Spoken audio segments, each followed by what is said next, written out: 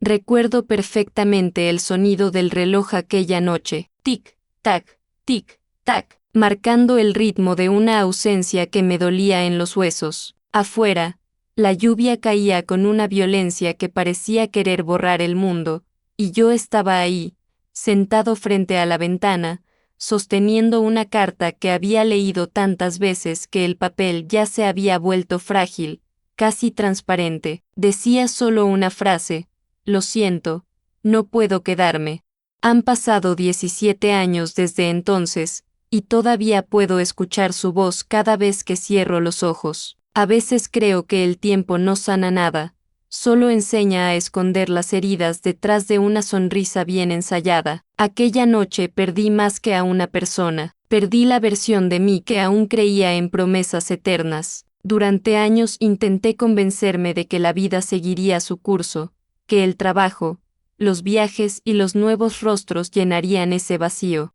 Me mudé a Buenos Aires en 2009 con lo poco que tenía: una maleta, una cámara vieja y una ilusión rota. Al principio todo parecía un nuevo comienzo. Trabajaba largas horas en una cafetería del centro, sirviendo cafés a extraños que hablaban de sus sueños como si el mundo aún fuera un lugar justo. Pero cada vez que el reloj marcaba las 8, mi mente regresaba a ese pequeño pueblo costero donde todo había empezado. El olor del mar, el sonido de su risa mezclada con el viento, su forma de decir mi nombre, todo seguía ahí, intacto, esperándome como un eco que se niega a morir. Mi familia nunca entendió por qué me aferraba tanto a un recuerdo. Debes olvidarla, decía mi madre cada Navidad, sirviendo la misma cena fría de siempre, como si la rutina pudiera borrar el pasado. Mi padre, en cambio, solo me miraba en silencio, con esa mezcla de decepción y cansancio que me hacía sentir culpable por seguir amando algo que ya no existía. Fueron años de manipulación emocional disfrazada de cariño, de frases cortas pero afiladas: ¿y si ella nunca te amó? ¿Y si solo fuiste su escape? Ya es hora de madurar, hijo. No sabían que cada palabra suya era un cuchillo que me empujaba más lejos de ellos, más cerca del abismo donde ella aún vivía en mi mente. Pasaron los años y aprendí a sobrevivir sin sonreír de verdad. Guardaba cada emoción detrás de una máscara pulida, porque mostrar dolor se consideraba debilidad. En 2016, cuando mi madre enfermó, tuve que regresar al pueblo. Volver fue como abrir una herida mal cerrada. Las calles seguían igual, los rostros también, pero había algo distinto en el aire, una especie de silencio que parecía observarme. Fue ahí, en medio de ese regreso forzado, cuando escuché por primera vez el rumor de una verdad que cambiaría todo lo que creía saber sobre aquel amor. Una vecina, entre susurros, me dijo que ella nunca se había ido por voluntad propia, que hubo algo más, que alguien la había obligado a marcharse. Esa noche no dormí. Abrí las viejas cajas del ático buscando respuestas, y entre fotografías, cartas y objetos olvidados, encontré una cinta de casete con mi nombre escrito a mano. El sonido estaba distorsionado, pero su voz seguía ahí, intacta. Si estás escuchando esto, significa que la verdad ya te alcanzó. Sentí el corazón salirse del pecho. Las palabras eran confusas, cortadas, como si la grabación hubiera sido hecha con miedo. No fue mi decisión, no podía quedarme. Prometí que algún día entenderías. Esa fue la última frase, nada más, ninguna explicación, solo ese eco que me taladraba la mente. If you ever loved someone you couldn't forget, even when the world forsaid you to, stay with me, because what comes next will break your heart and the light at the same time. And before we go deeper, if stories like this touch something inside you, don't forget to subscribe and turn on the bell. Every story is a truth that could be yours too. Leave your heart in the comments, tell me. Have you ever to let go of someone you still feel everywhere? A la mañana siguiente, confronté a mi madre. Le mostré la cinta. Ella la miró en silencio, palideció, y después de unos segundos murmuró: hay cosas que no debías saber, hijo. Fue entonces cuando entendí que todo había sido una mentira cuidadosamente tejida, que la familia que decía protegerme había sido la misma que destruyó lo único real que tuve. La razón, aún no la sé con claridad, pero algo en su mirada me dijo que lo peor estaba por venir. Pasé días encerrado en esa casa, sin hablar con nadie, escuchando una y otra vez aquella grabación. Cada palabra de su voz se clavaba en mí como si el tiempo se hubiera detenido justo antes de su partida. Buscaba pistas en cada rincón, en cada objeto olvidado, como si la verdad estuviera escondida detrás del polvo. Hasta que una tarde, al revisar los papeles viejos de mi padre, encontré una carpeta con su letra, Correspondencia Confidencial 2008. Dentro, había copias de transferencias bancarias, nombres desconocidos y una carta firmada por alguien llamado Señor Duarte. En esa carta, mi padre le agradecía por resolver el problema de la muchacha y aseguraba que el chico nunca sabría la verdad. Sentí como el aire me abandonaba los pulmones. La rabia, el asco, la traición, todo se mezcló en una sola ola que me golpeó con tanta fuerza que tuve que apoyarme en la pared para no caer. Esa noche lo enfrenté. Mi padre estaba sentado en su sillón, viendo las noticias como si nada hubiera pasado. Cuando le lancé la carta sobre las piernas, ni siquiera fingió sorpresa, solo me miró, con esa frialdad que siempre usaba para dominar cualquier conversación. No entiendes lo que hicimos, dijo, sin levantar la voz. Esa mujer te iba a destruir. No era para ti. Su tono era tan calculado que por un momento dudé de mi propia memoria. La alejamos por tu bien, repitió. Fue entonces cuando lo empujé, cuando grité cosas que no recuerdo con claridad, cuando la ira me cegó hasta el punto de no reconocerme. No podía creer que el hombre que me enseñó a hablar de principios hubiera comprado la mentira más cruel de todas, que el amor debía controlarse. Al día siguiente, me marché. Caminé hasta la estación de autobuses con una sensación de vacío que no conocía. No tenía destino, solo necesitaba escapar. Pero el destino, o quizás la culpa, me llevó de vuelta al lugar donde todo comenzó, la pequeña casa frente al mar donde la vi por última vez. El portón seguía oxidado, el jardín cubierto de maleza. Toqué la puerta sin esperanza, pero alguien la abrió. Era una mujer mayor, su madre. No me reconoció al principio, pero cuando dije mi nombre, su mirada cambió. Me invitó a pasar, temblando. La casa olía a humedad y recuerdos. En el comedor, sobre la mesa, había una foto de ella, más joven, más triste. Se fue hace muchos años, murmuró su madre. Nunca volvió, pero dejó algo para ti. Me entregó una caja pequeña, envuelta en un pañuelo azul. Dentro había una carta con mi nombre y un anillo que yo había perdido años atrás. Su letra era inconfundible. Si algún día encuentras esto, sabrás que te amé más allá del miedo, más allá del control, más allá del silencio. Las lágrimas me cegaron. Decía que había sido chantajeada, que mi padre le había ofrecido dinero a su familia a cambio de que desapareciera, y que lo hizo porque temía que algo me pasara si se quedaba. Tu padre me prometió arruinarte si no aceptaba. No podía permitirlo. Perdóname. Leí esa carta al menos 20 veces, con el corazón hecho pedazos. Todo lo que creí, todas las culpas, los años de rabia y soledad, se derrumbaron frente a esas líneas escritas con desesperación. La mujer me contó que después de marcharse, su hija nunca logró rehacer su vida. Vivió en distintas ciudades, cambió de nombre, y años después desapareció sin dejar rastro. Nadie volvió a saber de ella. Esa noche, frente al mar, comprendí que había amado a una mujer que había sacrificado todo por protegerme, incluso su propia felicidad. Esa verdad me destruyó y, al mismo tiempo, me liberó. Ya no había mentiras, solo el vacío de lo que pudo haber sido. Me quedé horas mirando el horizonte, intentando imaginar si en algún lugar del mundo ella también estaría mirando el mar, pensando en mí, y por primera vez en muchos años, sentí algo parecido a paz, no porque el dolor se hubiera ido, sino porque finalmente entendí que hay amores que no mueren, solo cambian de forma, se transforman en silencio, en aire, en recuerdo. Esa noche no dormí, me quedé sentado frente al mar hasta que el amanecer tiñó el cielo de un color gris pálido.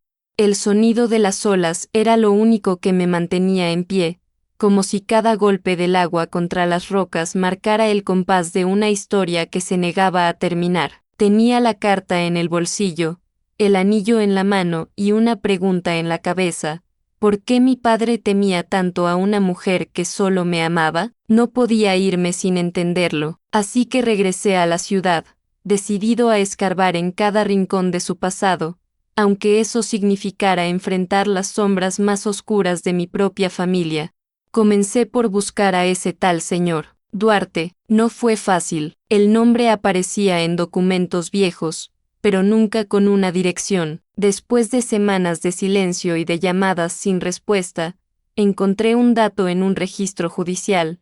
Duarte había trabajado para una empresa de seguridad privada que, años atrás, había estado involucrada en casos de vigilancia ilegal. Todo coincidía con las fechas de su desaparición. Fui hasta el archivo municipal y pedí acceso a los registros. La empleada, una mujer mayor con gesto amable, me miró con compasión cuando escuchó su nombre. Ese hombre murió hace más de 10 años, me dijo, pero antes de que me marchara, me deslizó discretamente una hoja, una lista de contactos que él había dejado sin cerrar. Entre los nombres, uno me congeló la sangre: Ricardo Montalbán, asociado familiar. Ese era el socio de mi padre, su mejor amigo de toda la vida. Volví a casa con el alma en pedazos. Mi madre me recibió en la cocina, pálida, frágil, con el mismo miedo en los ojos de cuando era niño. No sigas buscando, me dijo, temblando. Hay cosas que no debes remover. Pero ya era tarde. Le mostré los documentos, las pruebas, las transferencias. Ella rompió a llorar, hundiendo el rostro entre las manos. Tu padre no lo hizo solo, murmuró entre sollozos. Fue Montalbán quien la encontró, fue él quien la amenazó. Ella no aceptó al principio, pero cuando supo lo que planeaban, no tuvo opción. Sentí un nudo en la garganta. ¿Qué planeaban?, pregunté. Mi madre me miró con una tristeza que no olvidaré jamás. Querían usarla. Tu amor era la forma más fácil de controlarte. Las piezas encajaron como un golpe seco. Mi padre había temido perderme, pero no por amor, sino por poder. Yo era el único heredero de una empresa familiar corroída por deudas y secretos. Él sabía que ella, con su carácter, con su independencia, habría sido una amenaza para su dominio, así que decidió arrancarla de mi vida, como si el amor fuera una enfermedad que debía extirparse. Me quedé en silencio largo rato, con las manos temblando. No sabía si odiarlo o llorar por lo que había hecho. Días después, fui a su despacho. Las paredes estaban cubiertas de diplomas y fotografías familiares que ahora parecían burlarse de mí. Sobre su escritorio, encontré una llave y una nota escrita con su letra: si llegaste hasta aquí, ya sabes demasiado, pero antes de juzgarme, ve al almacén del puerto, el almacén número 12. Fui esa misma noche. El viento era helado, el lugar estaba desierto. La llave encajó en una puerta metálica oxidada. Dentro, había cajas viejas, documentos, y una carpeta con mi nombre. Al abrirla, lo entendí todo. Había informes, fotografías mías desde niño, y entre ellos, cartas de ella, interceptadas, nunca entregadas, más de 20. En cada una me hablaba, me pedía que no la olvidara, que algún día volvería cuando fuera seguro. Me derrumbé, lloré como no lo hacía desde que era adolescente. Aquellas cartas eran la prueba de que su amor había resistido a todo, incluso al miedo, pero también eran la confirmación de que mi familia había destruido años de vida, de esperanza, solo por mantener el control. Esa noche, bajo la luz amarillenta del almacén, juré que no dejaría que su historia se perdiera en el silencio, que alguien debía saber lo que habían hecho. Salí del almacén con las cartas apretadas contra el pecho, como si al sostenerlas pudiera recuperar el tiempo perdido. Caminé sin rumbo por las calles vacías del puerto, con el sabor salado del aire mezclado con el de mis lágrimas. Todo giraba en mi cabeza: los años de manipulación, las mentiras, las cartas escondidas, los silencios que me habían robado una vida entera. Pero también, en medio de ese caos, había algo nuevo, una especie de claridad feroz. Entendí que ya no se trataba solo de mi dolor, sino del suyo. Ella había cargado con todo, sola, creyendo que me protegía. Yo debía terminar lo que ella no pudo, así que me propuse una misión: reconstruir su historia, pieza por pieza, hasta descubrir qué fue de ella. Pasé semanas revisando archivos, registros de viajes, llamadas, todo lo que pudiera darme una pista. Supe que después de irse del país, se instaló en Valparaíso, Chile, en 2009. Trabajó como fotógrafa en una galería pequeña frente al mar. Encontré incluso un artículo en un periódico local donde mencionaban una exposición titulada Sombras que aman, firmada con su nombre. La foto del artículo me rompió el alma. Estaba más madura, más triste, pero seguía teniendo esa mirada que yo nunca pude olvidar. Sin pensarlo, tomé un autobús y viajé durante más de 20 horas. Cada kilómetro me pesaba como una década. No sabía qué iba a encontrar, ni siquiera si seguía viva, pero necesitaba verla, necesitaba cerrar ese círculo que había dejado abierto tanto tiempo. Cuando llegué a Valparaíso, el mar me recibió con el mismo rugido que conocía desde niño. Caminé hasta la galería, un edificio antiguo con paredes cubiertas de grafitis y olor a sal. Dentro, una mujer de cabello gris atendía a la recepción. Le mostré la foto del artículo y pregunté por ella. Me miró con sorpresa, luego con una ternura triste. La conocí, me dijo. Era reservada, siempre mirando el horizonte, pero se fue hace años, después de una exposición muy especial. Dijo que tenía que cerrar algo pendiente en Argentina. Sentí un escalofrío. ¿Cuándo fue eso?, pregunté. En 2017, calculé las fechas. El mismo año que mi padre enfermó. Algo en mi interior me gritó que no era una coincidencia. Antes de irme, la mujer me entregó un sobre que había dejado a su nombre. Dijo que si algún día alguien venía buscándola, debía darte esto. Dentro había una fotografía en blanco y negro. Ella, de espaldas, mirando el mar. Detrás, una frase escrita a mano: si aún me recuerdas, estaré donde todo comenzó. Mi corazón se detuvo por un instante. Sabía exactamente lo que significaba: el viejo muelle del pueblo donde nos besamos por primera vez, una tarde de diciembre de 2005. Sin dudarlo, tomé el primer vuelo de regreso. Cuando llegué, el cielo estaba cubierto de nubes bajas y el viento olía a tormenta. Caminé hasta el muelle, cada paso resonando en la madera húmeda como si el pasado me siguiera. Y allí, entre la niebla, la vi. No supe si era un sueño, una visión o la realidad misma, pero estaba de pie, con el mismo abrigo azul, el cabello suelto, mirando el mar. Mi voz se quebró al pronunciar su nombre. Ella giró lentamente. Sus ojos eran los mismos, cansados, pero vivos. Sabía que vendrías, dijo, apenas audible. No pude moverme. Todo lo que quise decir durante 17 años se convirtió en un silencio lleno de lágrimas. Nos quedamos así, frente a frente, como dos fantasmas que por fin se reconocen.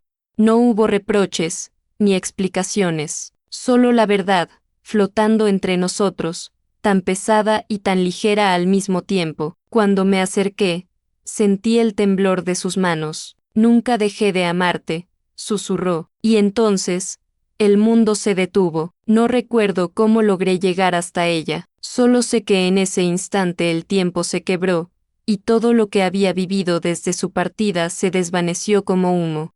La abracé sin decir una palabra, temiendo que si hablaba, el aire se rompería y ella desaparecería de nuevo. Su cuerpo temblaba, olía a lluvia, a sal, a años de distancia. Estuvimos así, abrazados, mientras el mar golpeaba el muelle con furia, como si quisiera arrancarnos de allí. Cuando finalmente se apartó, sus ojos estaban llenos de lágrimas y miedo. No deberías haber vuelto, murmuró. Ahora ellos lo saben. Esa frase me heló la sangre. ¿Ellos? Pregunté. Pero antes de responder, miró a su alrededor con inquietud, como si aún estuviera siendo observada. Nunca dejaron de seguirme, añadió. Tu padre murió, pero su sombra sigue viva. Nos refugiamos en una cabaña abandonada cerca del faro, el mismo lugar donde solíamos escondernos de adolescentes. Encendí una lámpara vieja mientras ella me contaba todo lo que había vivido desde su huida. Su voz temblaba, pero había en ella una serenidad que solo nace de haber sobrevivido al infierno. Me habló de los hombres que la vigilaban, de las llamadas anónimas, de las amenazas veladas. Tu padre creía que me había ido por dinero, dijo con amargura. No entendía que solo quería salvarte. Le mostré las cartas, las que había encontrado en el almacén, y cuando las vio, rompió a llorar como si por fin le hubieran devuelto una parte de su alma. Pensé que nunca las leerías, susurró. Las escribí cada año, esperando que algún día llegaran a ti. El silencio que siguió fue profundo. Afuera, el viento azotaba las ventanas con fuerza, y por un momento volví a sentir miedo. ¿Por qué volviste justo ahora?, le pregunté. Ella bajó la mirada. Porque recibí una carta hace 3 meses, respondió. Una carta de tu madre. Me quedé paralizado. Decía que estabas buscando la verdad, que merecías saber todo, pero también advertía que alguien quería impedirlo. Entonces me mostró la carta. Era la letra de mi madre, temblorosa, casi ilegible. Perdóname por todo, hijo. Si lees esto, significa que ellos ya saben. Protege lo que queda de su historia. No confíes en nadie. En ese momento comprendí que mi madre no solo había sido cómplice, sino también víctima de todo ese juego, que había intentado redimirse cuando ya era demasiado tarde. Ella me miró con los ojos húmedos y dijo algo que nunca olvidaré.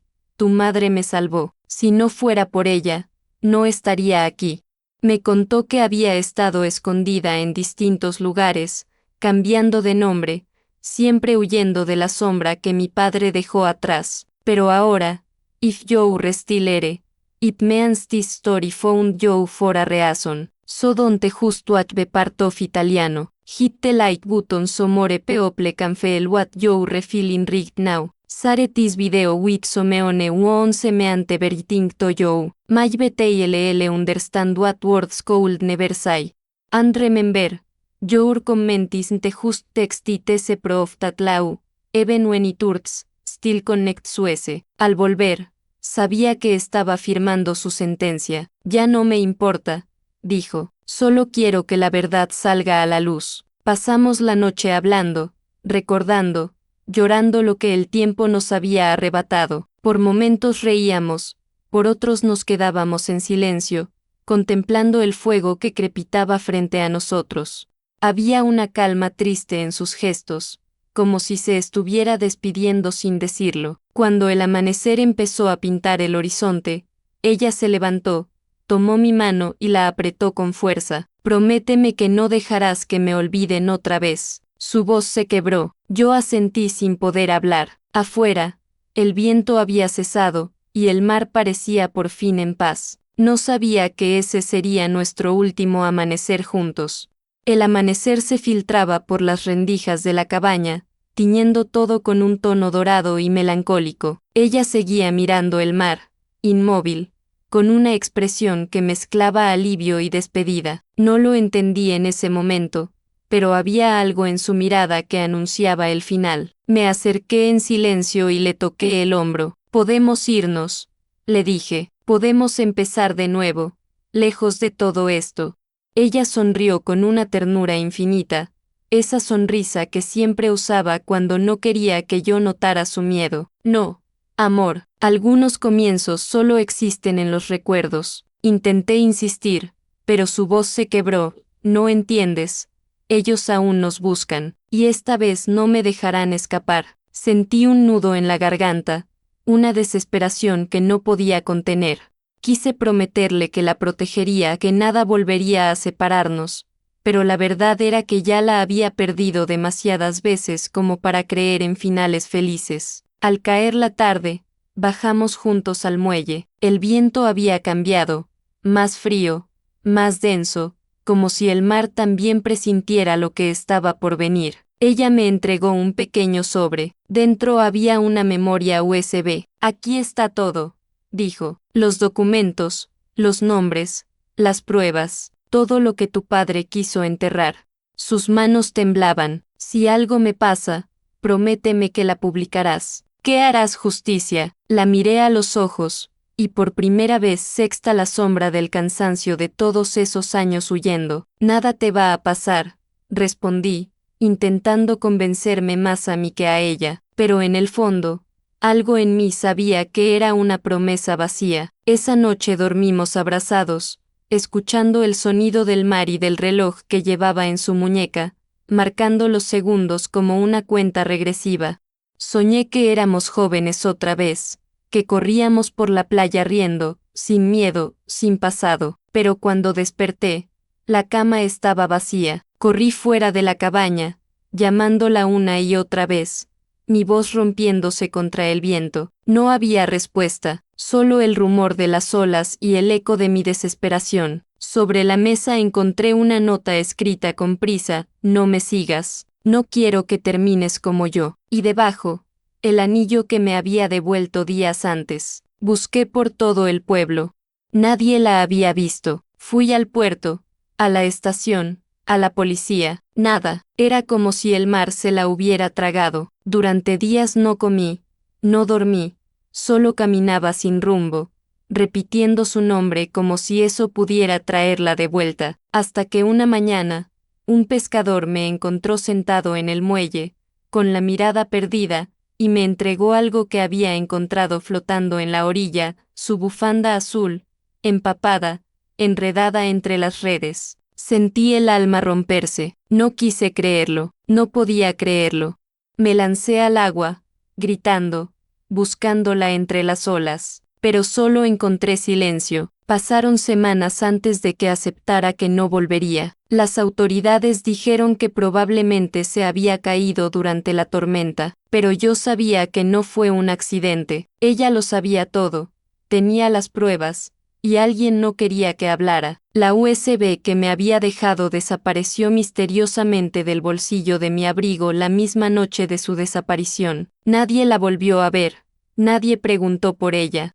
Solo yo, y cada vez que hablaba de lo ocurrido, me miraban como si estuviera loco, como si todo fuera una invención mía. Pero yo sé la verdad, la siento cada vez que el viento sopla desde el mar, trayendo consigo su perfume, su voz, su promesa. Si aún me recuerdas, estaré donde todo comenzó. Así que sigo volviendo a ese muelle, día tras día, esperando una señal, un reflejo, algo que me diga que no todo terminó en esa noche, porque hay amores que no mueren, solo se transforman en leyenda. Los días se convirtieron en meses, y los meses en años. El pueblo siguió su curso, las mareas borraron las huellas en la arena, y las voces que alguna vez preguntaron por ella se apagaron. Solo yo seguía allí, regresando cada tarde al mismo muelle, como un ritual silencioso, con la esperanza absurda de verla aparecer entre la niebla. En 2021 vendí todo lo que tenía, el departamento en Buenos Aires, los muebles, los recuerdos que ya no soportaba mirar. Me instalé definitivamente frente al mar, en una casa pequeña que había pertenecido a un pescador. Desde la ventana podía ver el faro que alguna vez nos sirvió de refugio. Las noches eran frías, pero el sonido del océano era lo único que me mantenía cuerdo. Aprendí a convivir con la ausencia, como quien aprende a vivir con una cicatriz que nunca deja de doler, pero ya no sangra. A veces creía verla entre la multitud, en los mercados, en las estaciones de tren. Una silueta, una bufanda azul moviéndose con el viento. Corría detrás, llamando su nombre, pero siempre desaparecía antes de alcanzarla. No sabía si era mi mente o si realmente seguía viva. Una noche, Mientras organizaba las cartas que aún conservaba, encontré algo que nunca había notado antes, una línea escrita en la parte interna de la caja donde ella guardaba sus notas. Era un código, una serie de números y letras. Al principio pensé que era solo un número de archivo, pero cuando lo ingresé en mi computadora, descubrí una carpeta oculta con el mismo nombre. Dentro, había documentos cifrados, fotografías y un video. Mi corazón comenzó a latir con fuerza. El archivo se llamaba Verdad Final, MP4. Cuando lo abrí, apareció ella, más delgada, con el cabello corto, los ojos cansados pero firmes. Estaba grabando en lo que parecía una habitación de hotel. Si estás viendo esto, significa que ya no estoy, dijo.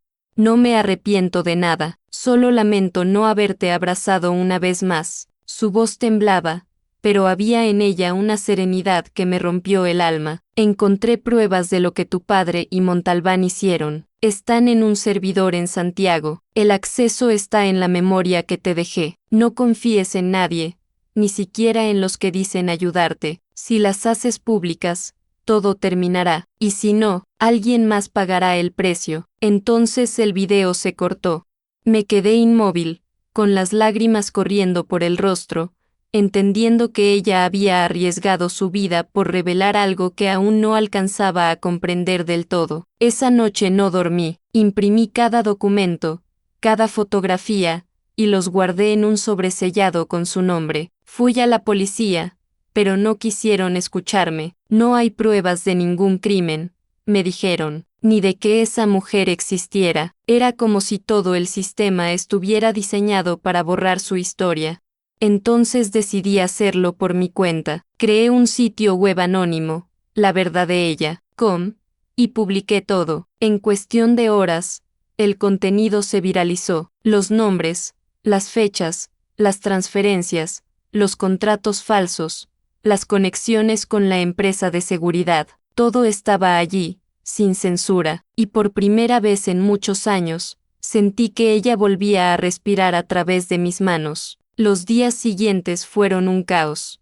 Me llamaron periodistas, abogados, incluso desconocidos que decían tener información sobre ella, pero lo que más me impactó fue una carta que recibí sin remitente, solo una línea escrita a máquina. El mar no se la llevó. Desde entonces, cada noche sueño con su voz llamándome, como si aún estuviera viva, esperando el momento adecuado para volver. No sé si es esperanza o locura, pero sigo esperándola, porque hay verdades que sobreviven a la muerte, y amores que se niegan a ser olvidados.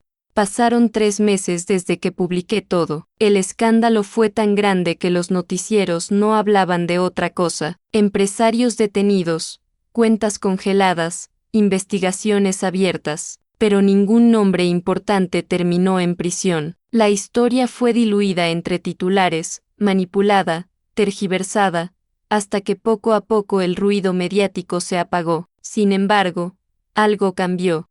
Recibí cientos de mensajes de personas que decían haber vivido situaciones parecidas, víctimas de las mismas redes de poder que habían destruido su vida. Ella había tenido razón, su verdad no solo era suya, era la voz de muchos que nunca fueron escuchados, y aunque el sistema intentaba enterrar la historia, ya era tarde. La verdad ya estaba afuera, y esa era su victoria, pero dentro de mí, la herida seguía abierta. No podía celebrar nada mientras no supiera con certeza si ella estaba viva o no.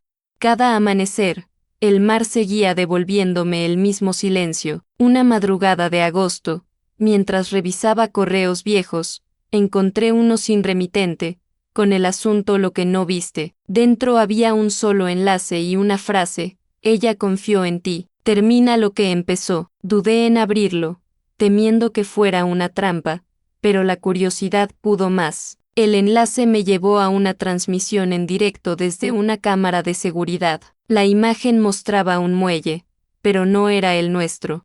Al fondo, se veía una mujer caminando lentamente, envuelta en una bufanda azul. La cámara temblaba, como si alguien la sostuviera con las manos. No puede ser. murmuré. Mi corazón empezó a latir tan fuerte que apenas podía respirar. Grabé la pantalla, tomé una captura, y aumenté la imagen, el mismo gesto, la misma forma de caminar. Era ella, tenía que serlo. Pasé los siguientes días intentando rastrear el origen del video. El servidor provenía de una dirección en Lisboa. Sin pensarlo, vendí lo poco que me quedaba y tomé un vuelo hacia Portugal. Durante el viaje, me repetía una sola frase: si el mar no se la llevó, entonces aún tengo tiempo. Llegué a Lisboa bajo una lluvia fina que olía a pasado. Las calles empedradas, las luces amarillentas, todo me resultaba extraño y familiar a la vez. Me hospedé en un hostal barato cerca del puerto y comencé a buscar el muelle del video.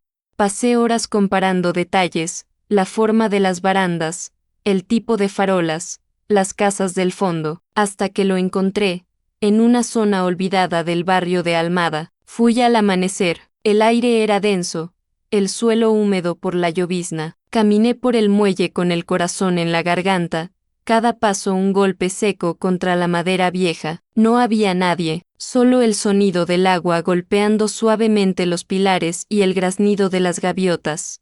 Pensé que había sido otra ilusión, un espejismo creado por mi deseo de creer, pero entonces, al darme la vuelta para marcharme, vi algo clavado en una de las vigas, una pequeña medalla de plata con una inscripción grabada. Me acerqué temblando. Era la misma medalla que le regalé cuando cumplimos un año juntos, aquella que llevaba su nombre y la fecha en que nos conocimos, diciembre 2005. Siempre volveré. Sentí las piernas ceder. El mundo giró a mi alrededor. Ella había estado allí.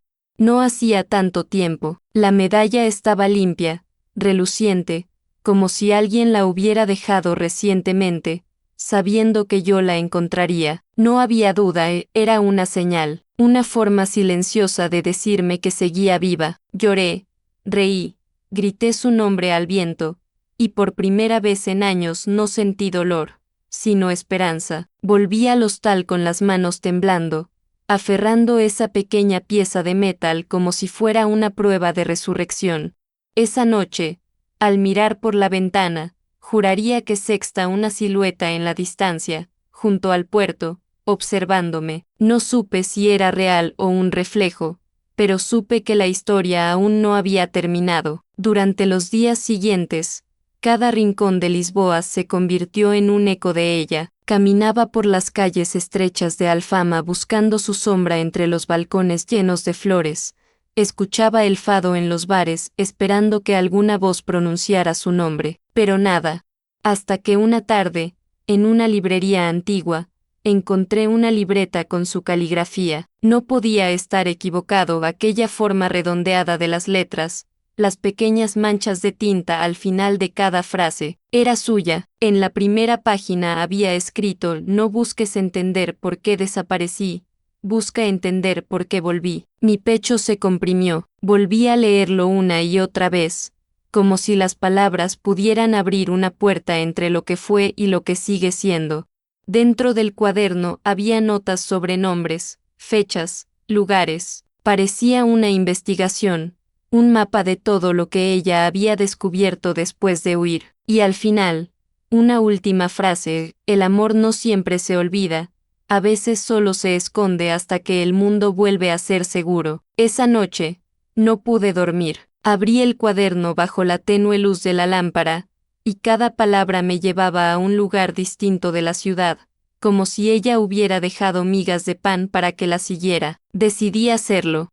Seguí sus pistas durante días, cruzando calles, hablando con desconocidos, visitando cafés donde decían haber visto a una mujer con una bufanda azul. Todos la recordaban vagamente, como si fuera un fantasma que aparecía y desaparecía con la misma facilidad con la que respiramos. Pero hubo un detalle que cambió todo. Uno de los camareros me dijo que ella iba acompañada, siempre por un hombre alto, de cabello gris, que nunca hablaba. En ese instante, sentí como una sombra me atravesaba el pecho.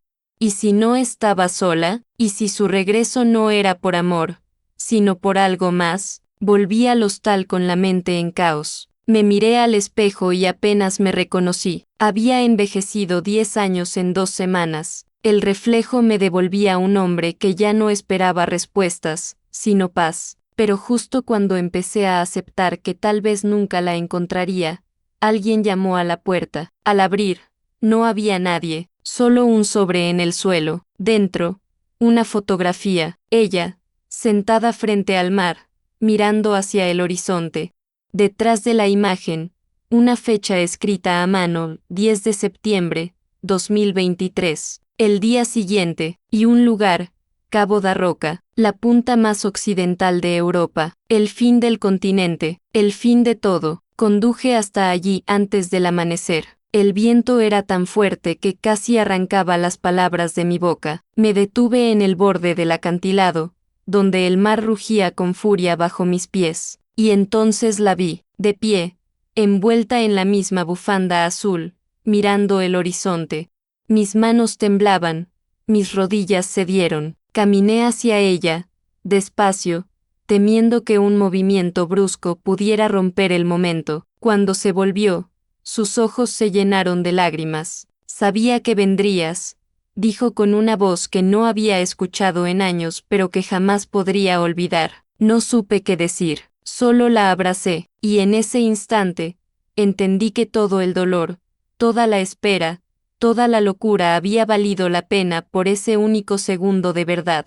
Nos quedamos abrazados por tanto tiempo que el mundo pareció detenerse. El viento golpeaba con fuerza, pero no sentía frío, solo la calidez de su cuerpo temblando junto al mío. Ella lloraba en silencio, con lágrimas que parecían años de culpa derritiéndose sobre mi hombro. Cuando por fin se separó, me miró con una mezcla de amor y dolor que jamás podré olvidar. Tuve que desaparecer, susurró, porque si me quedaba, te mataban. Me quedé sin aire.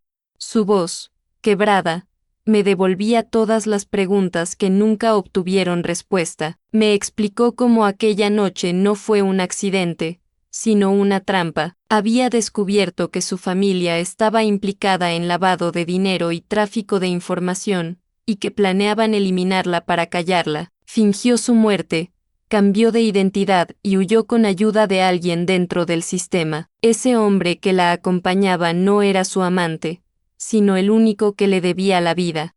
Durante años, había vivido escondida, esperando el momento en que la verdad pudiera salir sin destruirme a mí también. Me mostró una pequeña memoria USB. Aquí está todo, los nombres, los movimientos, las pruebas que faltaban. Sentí un peso antiguo caer de mis hombros. Todo lo que habíamos sufrido, todo lo que me había consumido durante años, estaba allí. ¿Y ahora qué?, pregunté con la voz rota. Ella sonrió con tristeza. Ahora te toca decidir. Yo ya hice mi parte. El sol comenzaba a salir, tiñendo el mar de tonos naranjas y dorados. La luz iluminaba su rostro como si el amanecer la estuviera reclamando. ¿Vendrás conmigo?, murmuré, pero ella negó con la cabeza. No puedo, mi historia terminó aquí. Intenté detenerla, pero sus pasos retrocedieron hasta el borde del acantilado. Me miró una última vez y dijo: no me recuerdes por cómo me fui, sino por lo que te enseñé a ver.